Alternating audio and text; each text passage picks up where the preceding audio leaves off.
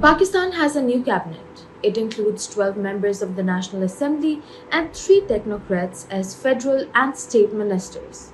The provinces also have new chief ministers and cabinets.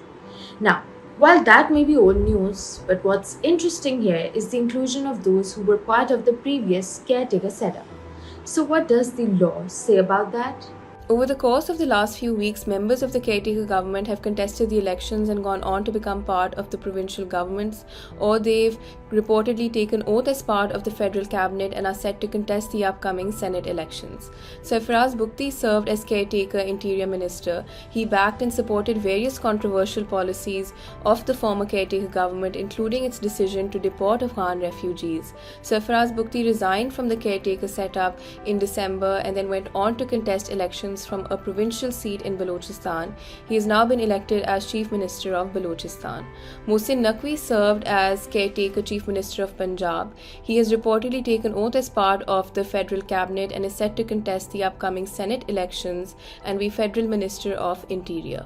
As far as the elections to the National Assembly and the Provincial Assembly are concerned, Article 224(1)(b) of the Constitution expressly prohibits members of the caretaker cabinet from contesting the immediate following elections. The fact that an individual resigned before the elections cannot bypass this provision, and it does not change the fact that they served as part of the caretaker setup.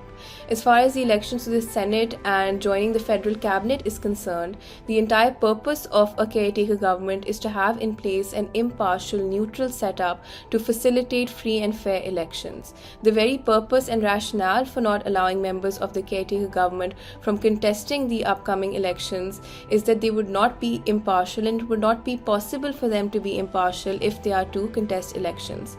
The perception that has now been created is that members of the caretaker government have been rewarded or have benefited from a particular political party assuming power. This defeats the letter and spirit of the Constitution, and it defeats the purpose of having a caretaker setup. Even prior to the elections on 8th February, there was a perception that members of the caretaker government were not impartial, and were especially not impartial in their approach as far as the Pakistan Tehreek-e-Insaf was concerned.